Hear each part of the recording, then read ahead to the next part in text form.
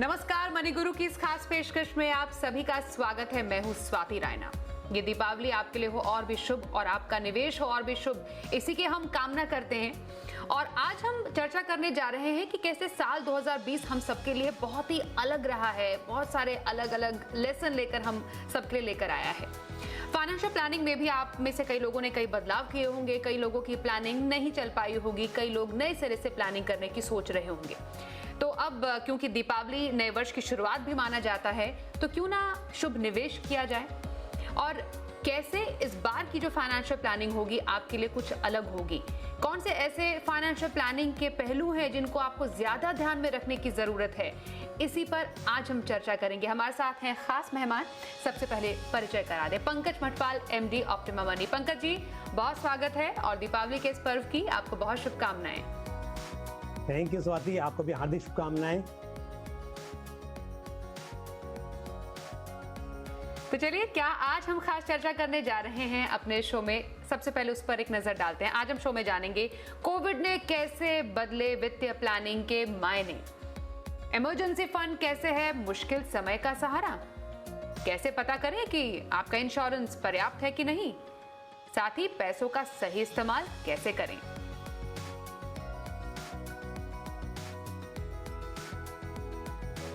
पंकज जी, साल 2020 हम सबके लिए कई मायनों में बहुत सारे सबक लेकर आया, खासतौर पर पैसों को लेकर, और पैसों की अहमियत हम सब ने बहुत अच्छे से समझी और जानी भी।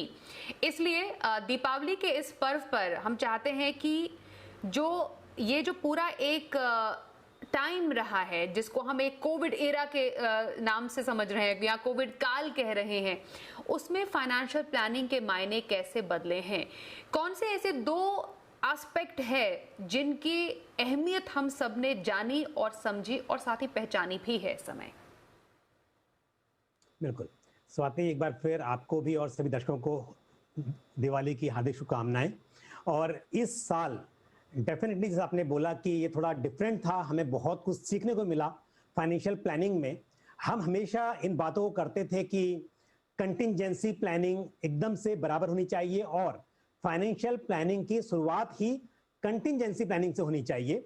और दूसरी जो चीज है बहुत ही इंपॉर्टेंट, वो है हेल्थ इंश्योरेंस। लेकिन उसकी अहमियत इस बार ज्यादा समझ में आई, क्योंकि एक तो लोगों की सैलरी डिले हुई, कई लोगों की जॉब भी लॉस हुए, और ऐसे में जब कैश फ्लो मेंटेन करने में प्रॉब्लम आ रही थी तो कंटिंजेंसी फंड की इंपॉर्टेंस समझ में आई। और दूसरी बात, जब जॉब लॉस हुआ तो उस केस में जो employer provided health insurance cover होता है वो नहीं रहा, या फिर जो इंश्योरेंस लिया था वो कम लगा। तो इस चीज से फाइनेंशियल प्लानिंग में ये दो चीजें बहुत ही ज्यादा समझ में आया कि ये चीजें कितनी जरूरी हैं और कैसे सबसे पहले यहां से शुरुआत करनी चाहिए। तो दो जरूरी जो प्लानिंग के हम कह सकते हैं स्तंभ हैं, जिनको अब आपको नजरअंदाज नहीं करना है। अब जब आप फाइनेंशियल प्लानिंग बनाएंगे नए साल की या दिवाली से दिवाली तक जो फाइनेंशियल प्लानिंग है, उसमें सबसे पहले अपने लिए एक इमरजेंसी प्लान बनाएं जिसको इमरजेंसी फंड कहते हैं, और दूसरा अपनी इंश्योरेंस की जरूरतों को जरूर पूरा करें, जिसको हम एक एक करके बारीकी से पंकज जी आपसे अब समझने वाले हैं। सबसे पहले इमरजेंसी फंड, जैसा आपने भी बताया कि कई लोगों के सामने ऐसी गंभीर स्थिति इस बार पैदा हो गई जब उनको अपने ईपीएफ तक के पैसे निकालने पड़ गए। अब ईपीएफ के पैसे या पीएफ तोड़ने की नौबत जब आती है, तब एक मतलब अभी भी माना जाता है कि वो बहुत ही ज्यादा गंभीर स्थिति किसी की लाइफ में होगी जब उसने पीएफ का पैसा तोड़ दिया, और उसे अच्छा नहीं माना जाता है। तो ऐसे में इमरजेंसी फंड जरूरी क्यों, इसकी अहमियत हमने क्यों इतनी ज्यादा समझी और मानी है इस साल। बिल्कुल स्वाति, देखिए हम हमेशा बात करते हैं इमरजेंसी फंड की, और ये जरूरी इसके लिए है कि कभी भी लाइफ में ऐसी सिचुएशन, वो कोविड-19 शायद ये यूनिक था, लेकिन कुछ भी चीजें हो सकती हैं जिसकी वजह से आपकी जो आमदनी है वो या सैलरी है वो डिले हो जाए, या बराबर से आमदनी ना हो रही हो, या खर्चे ज्यादा हो जाएं, ज्यादा खर्चे आ जाएं। ऐसी स्थिति कभी भी पैदा हो सकती है लाइफ में, और उसको ध्यान में रखते हुए हमेशा थोड़ा पैसा साइड में होना चाहिए। पैसा बचाने की कोशिश सब लोग करते हैं, लेकिन पैसा बचाकर अपने फाइनेंशियल गोल के लिए इन्वेस्ट करना वो अलग चीज है, लेकिन साइड बाय साइड अपनी कंटिंजेंसी के लिए या इमरजेंसी के लिए अलग से पैसा होना चाहिए। अब जो ये पीएफ की आप बात कर रही थी कि ईपीएफ है, पीएफ है, उसमें हम जो पैसा कंट्रीब्यूट करते हैं बेसिकली वो रिटायरमेंट के लिए होता है कि रिटायरमेंट के बाद उस पैसे का इस्तेमाल करना होगा हमें। लेकिन अब इस वक्त ये स्थिति इतनी भयंकर थी कि पीएफ से पैसा निकाला, उसके अलावा बहुत से लोगों ने अपनी इंश्योरेंस पॉलिसीज से पैसा निकाला, उसके अगेंस्ट में लोन लिया। लोगों ने यहां तक कि अपनी असेट्स या आप कह लीजिए कि प्रॉपर्टी वगैरह भी शायद वो अंडर वैल्यू, कम कीमतों पर बेची। तो ऐसी स्थिति पैदा हो गई लोगों के पास कि उनके पास पैसे नहीं थे 4-6 महीने का खर्च चलाने के लिए भी। तो ये बहुत जरूरी है कि आप थोड़ा पैसा अपनी कंटिंजेंसी के लिए ऐसे रखें कि उसको जब जरूरत हो तब निकाल सकें और अवेलेबल हो कि किसी वजह से अगर 4-6 महीने या थोड़ा उससे भी ज्यादा, क्योंकि इस स्थिति में थोड़ा सीख ये मिली है कि जितना ज्यादा होगा लिक्विड एसेट उतना अपने लिए बेहतर है। तो अगर आपका जॉब ऐसा है जहां पर अनसर्टेनिटी है या फिर आप ऐसा काम करते हैं जहां पर कैश फ्लो बराबर से रेगुलर नहीं है, तो आप हो सकता है कि 6 महीने की जगह 9 महीने का भी अगर खर्चे के बराबर पैसा साइड में रखते हैं तो ये आपके लिए बेहतर होगा। इमरजेंसी फंड कितना होना चाहिए, कितना काफी है? जैसे हम कहते हैं ना, इंश्योरेंस कितना होना चाहिए, वैसे इमरजेंसी फंड कितना किसी के लिए काफी है? क्या ये एक इंडिविजुअल पर डिपेंड करता है? अगर हम दो कैटेगरीज यहाँ पर लें पंकज जी, एक नौकरी पेशा जिसकी महीने दर महीने सैलरी आती है, और दूसरा ऐसा कारोबारी जिसका कारोबार है, जिसको अपने माने उसकी शॉप है या फिर कोई ऑफिस है, उसका भी रेंट पे करना है, अपने कर्मचारियों को भी पैसे देने हैं। तो दोनों ही जो कैटेगरी के ये लोग हैं, उन दोनों के लिए इमरजेंसी फंड की जो जरूरतें हैं वो एक दूसरे से अलग कैसे हो जाएंगी, और क्या वो स्पैन हो सकता है? क्या 6 महीने का फंड एक नौकरी पेशा के लिए काफी है, और क्या 6 महीने का फंड एक कारोबारी के लिए भी काफी है? देखिए, जिनकी फिक्स सैलरी है और जॉब भी सिक्योर्ड है, उनके लिए लगभग 6 महीने, हम 3 to 6 मंथ कहते हैं, बट 6 महीने के आसपास मैं सजेस्ट करूंगा कि उतना अमाउंट होना चाहिए कि 6 महीने का खर्चा चल सके। अगर सैलरी डिले हो जाए या खर्चे ज्यादा आ जाएं तो इतना पैसा होना चाहिए। लेकिन स्पेशली उन लोगों के लिए जो एज अ फ्रीलांसर जॉब करते हैं, मतलब काम करते हैं, फ्रीलांसर्स हैं, या फिर अपना कोई व्यापार करते हैं, ऐसे लोगों के लिए जहां पर कैश फ्लो इवन नहीं है, कभी कम आता है कभी ज्यादा आता है, वहां पर 9 मंथ टू 12 मंथ तक का खर्चा अपने पास किसी भी वक्त होना चाहिए। क्योंकि एक तो मतलब कई बार बिजनेस में ऐसा भी हो जाता है, जो स्थिति में यहां पर था कि आपका छोटा मोटा बिजनेस है, आपने 1-2 लोगों को एम्प्लॉयमेंट में रखा भी है, आपको उनके खर्चे भी देखने हैं, उनको भी सैलरी देनी है और अपना भी खर्चा देखना है। तो थोड़ा सा बिजनेस के हिसाब से तो आप ऐसा देखिए कि अलग से ही प्रोविजन कीजिए। बट अगर पर्सनल खर्चों की बात भी कर रहे हैं तो आपकी अगर इनकम अनइवन कैश फ्लो है, एक जैसी सैलरी हर महीने नहीं आ रही है, तो आप 9 मंथ टू 12 मंथ तक का अपने पास में इमरजेंसी फंड रखें। और एक बात मैं और बोलूंगा, जब इमरजेंसी फंड की बात करते हैं तो ऐसा नहीं है कि सारा पैसा आपके सेविंग अकाउंट में रखा हुआ है। आप बराबर से प्लानिंग कीजिए, लेकिन पैसा ऐसा हो कि अगर आपको जरूरत पड़े तो आप उसको निकाल पाएं। ऐसा नहीं है कि आपने प्लॉट लिया हुआ है और आप उसको बोल रहे हैं इमरजेंसी के लिए रखा हुआ है। वो इमरजेंसी के लिए नहीं, वो आपके फाइनेंशियल गोल के लिए हो सकता है। इमरजेंसी के लिए पैसा आपका एकदम से लिक्विड असेट्स में होना चाहिए। ये आपने बहुत ही इंपॉर्टेंट मुद्दे को छेड़ा है कि इमरजेंसी फंड का पैसा असल में रखना कहाँ चाहिए। हम कह तो रहे हैं इमरजेंसी फंड बनाइए, इमरजेंसी फंड जरूरी है, लेकिन वो पैसा रखा कहाँ होना चाहिए, कौन से एसेट पे उसको आपको पार्क करना है, इस पर हम चर्चा करें। उससे पहले कई लोगों के पास एक मुश्त पैसे आते हैं। समय अगर अच्छा है तो दिवाली पर बोनस भी मिलेगा, इंक्रीमेंट होगा, और कहीं से कोई बल्क में मानिए आपके पैसे आए हैं, तो ये एक मन में जद्दोजहद रहती है कि इस एकमुश्त पैसे को क्या इमरजेंसी फंड में लगाना चाहिए या फिर कहीं पर निवेश कर दे, क्योंकि कई लोगों को लगता है कि क्यों ना इस पैसे को कहीं निवेश ही कर दे। हाँ, इमरजेंसी फंड निवेश में माना जाता जरूर है, लेकिन उसका जो एक बिहेवियर है या बेसिक जो नेचर है उसको इस्तेमाल करने का, वो थोड़ा डिफरेंट हो जाता है आपके लॉन्ग टर्म इन्वेस्टमेंट से। तो एकमुश्त पैसा सबसे पहले कहाँ लगाएं? स्वाति, देखिए, अगेन अगर आपके पास में इमरजेंसी फंड सफिशिएंट नहीं है तो मेरी राय तो पहले यही होगी कि आप पहले इमरजेंसी के लिए उसको रख दीजिए। और अगर आपके पास, जैसे हमने बात की, वो 6 महीने की बात हो या 9 to 12 मंथ, उतना पैसा आपके पास है तो बेशक आप जो आपको ये विंडफॉल गेन हो रहा है या कोई बोनस वगैरह आ रहा है तो उसको आप लंबी जरूरतों के लिए, लंबे गोल के लिए इन्वेस्ट कर सकते हैं।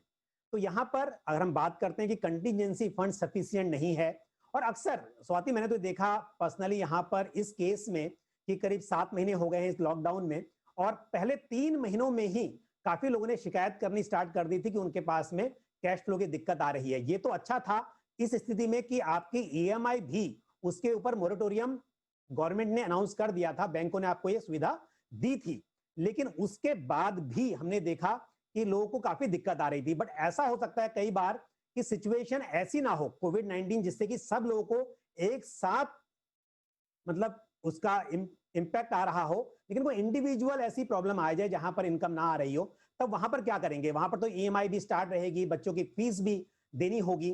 तो इसके लिए जरूरी है कि आप कंटिजेंसी फंड में पहले इन्वेस्ट करें, और उस पैसे को ये जरूरी है कि अगेन मैं इस बात पर एम्फेसाइज करूंगा कि ऐसा नहीं है कि वो घर में रखा हुआ है पूरा पैसा, या पूरा पैसा सेविंग बैंक में रखा हुआ है। आप उसको डिवाइड करें, ऐसी जगह पे डिवाइड करके रखें जहां पर वो पैसा थोड़ा सा रिटर्न्स भी कमाए और उसके ऊपर आपको लिक्विडिटी अच्छी रहे, जब जरूरत पड़े तब निकल सके। तो उसको आप ऐसे पैसे को लॉक ना करें लॉन्ग टर्म के लिए।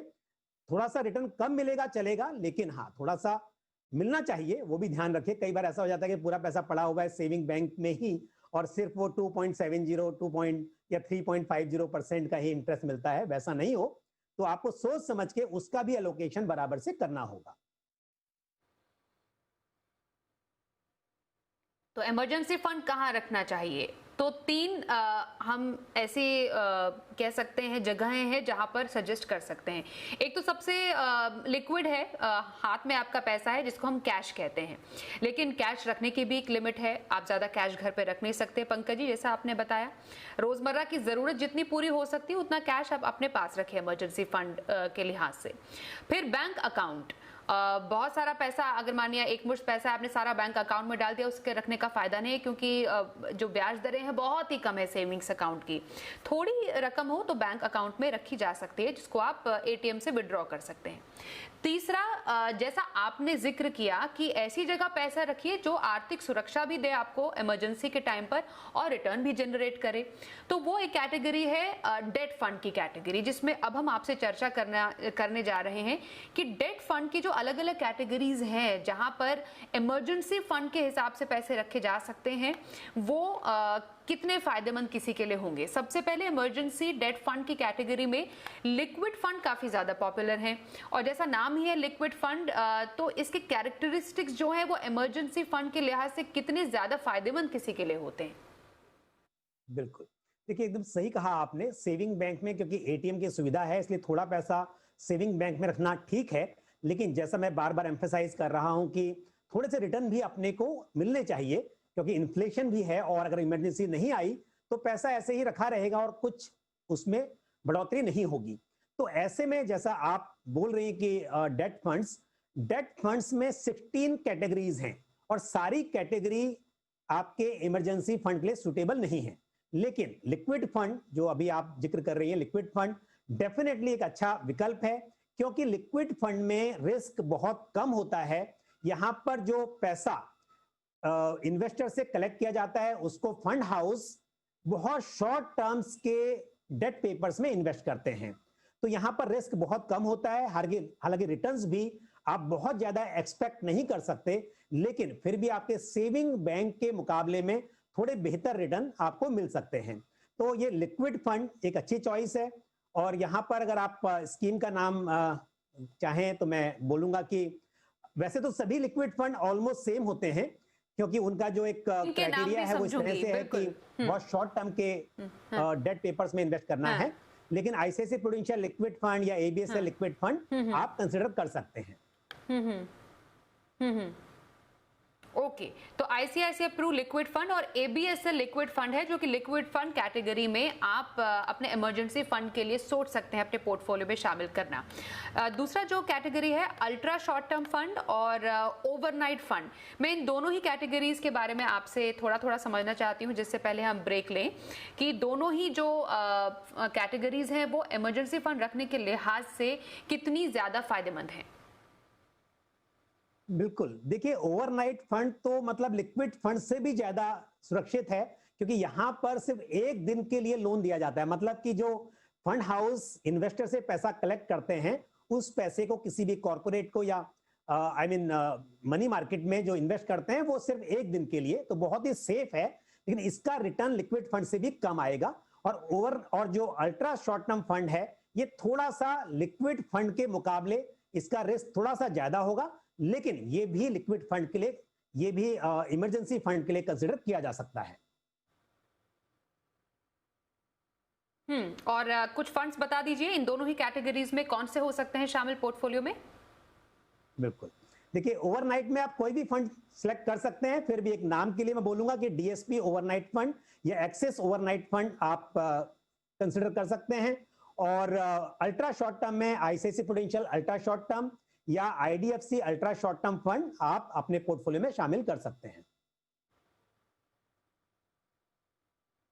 तो इमरजेंसी फंड किसी के पोर्टफोलियो में कितना जरूरी और कौन से फंड्स आप अपने पोर्टफोलियो में शामिल कर सकते हैं, ये हमने समझा। लेकिन सबसे इंपॉर्टेंट सिर्फ निवेश ही नहीं करना, अपने आप को सुरक्षित रखना बेहद जरूरी है, और वो पूरा हो सकता है एक अच्छा इंश्योरेंस लेकर। इंश्योरेंस की अहमियत कैसे पूरी होगी, कैसे जरूरतें आप पूरी कर सकते हैं, जानेंगे छोटे से ब्रेक के बाद। बने रहिए हमारे साथ।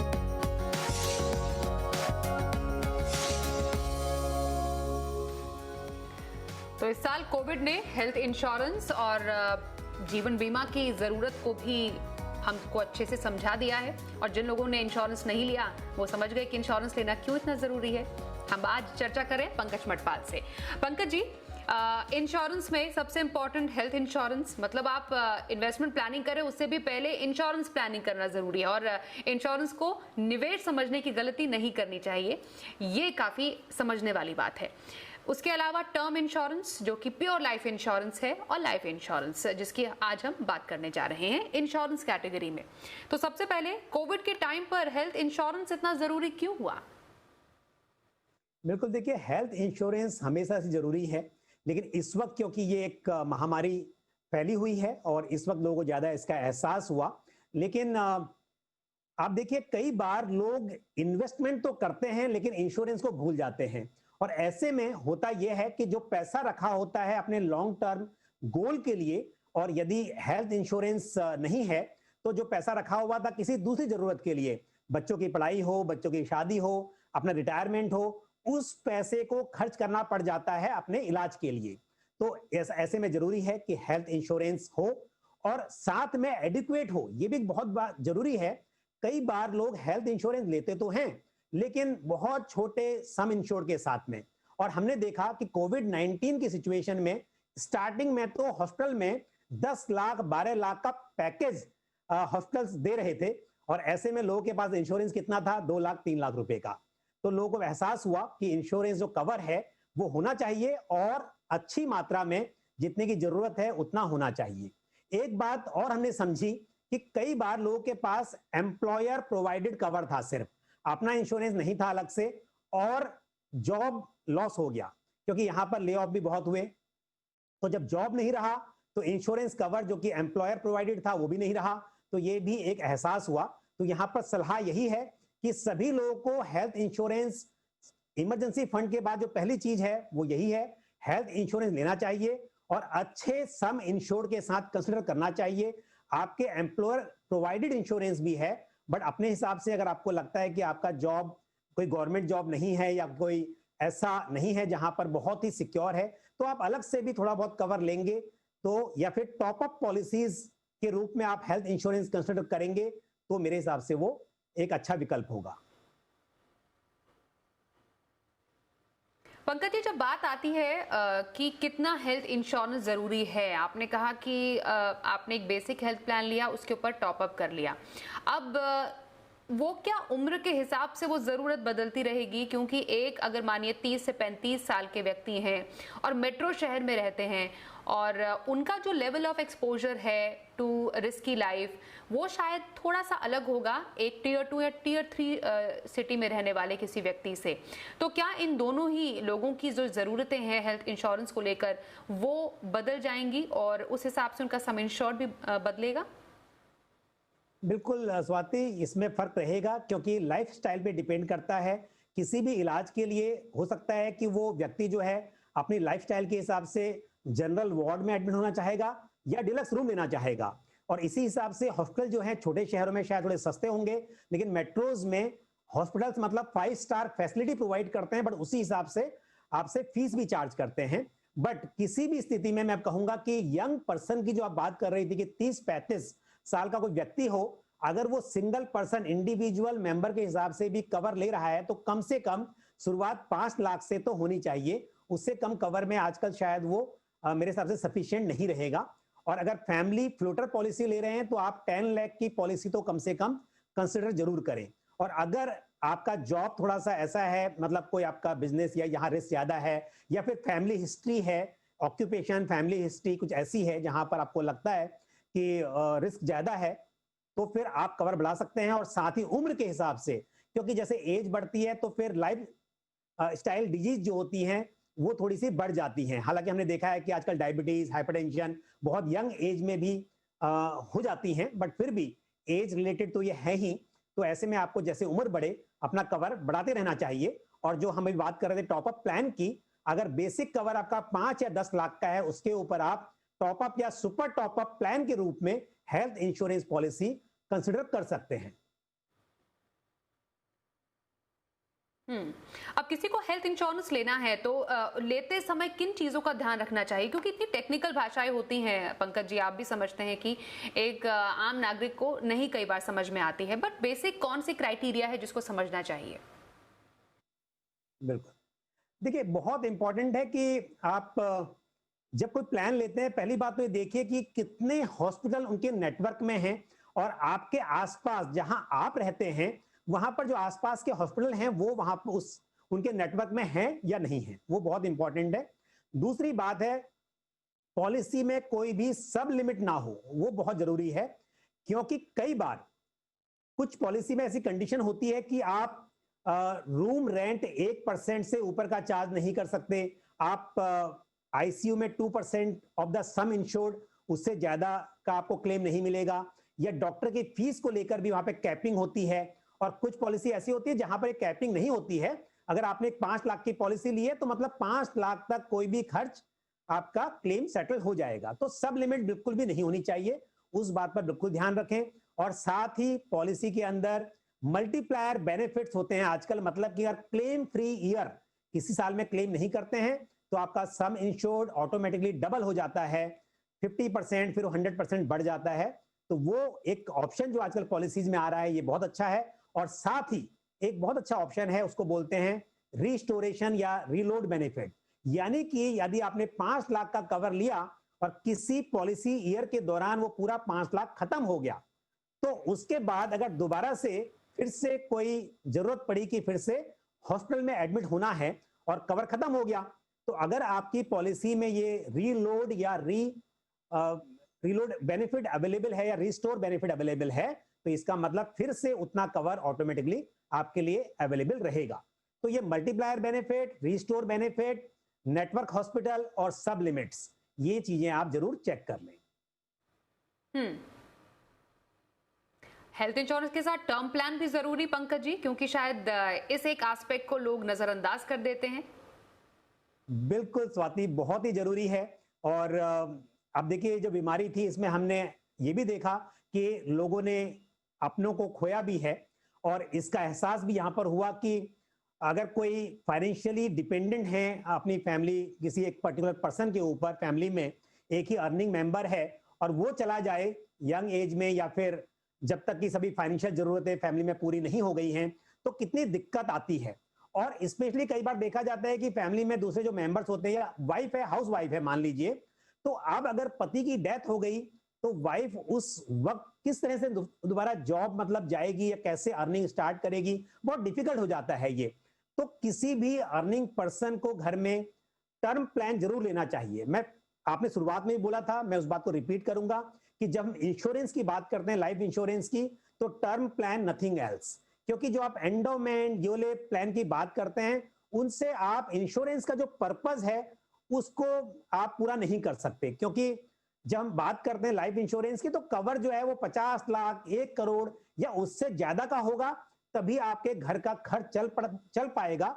अगर किसी वजह से मतलब कि जो अर्निंग पर्सन है वो नहीं रहता है, तो घर वालों को उतनी पैसे की जरूरत पड़ेगी, और ऊपर से अगर लोन वगैरह लिया हुआ है तब तो जरूरत और भी बढ़ जाती है। तो ये जो 50 लाख, 1 करोड़ की पॉलिसी है, ये एंडोमेंट पॉलिसी के रूप में लेना पॉसिबल नहीं है, क्योंकि एंडोमेंट का प्रीमियम बहुत ज्यादा आता है। तो यहां पर आप टर्म प्लान कंसिडर करें और जरूर करें, और एडिक्वेट सम इंश्योर्ड के साथ एडिक्वेट सम एश्योर्ड हो, वो भी यहां पर जानना बहुत जरूरी है। तो फाइनेंशियल प्लानिंग के दो पहलू, एक आपके लिए इमरजेंसी फंड की प्लानिंग, दूसरा इंश्योरेंस प्लानिंग, दोनों ही इंपॉर्टेंट है। तो निवेश की शुभ शुरुआत करने जा रहे हैं तो सबसे पहले इमरजेंसी फंड बनाएं, इंश्योरेंस ले और उसके बाद निवेश का शुभारंभ करें। बहुत शुक्रिया पंकज जी हमारे साथ शो में शामिल होने के लिए, और आपको इस पर्व की एक बार फिर से शुभकामनाएं। थैंक यू, आपको भी। तो इसी के साथ आज के इस खास पेशकश में बस इतना ही। वक्त एक ब्रेक का हो गया है, खबरों का सिलसिला जारी रहेगा। देखते रहिए जी बिजनेस।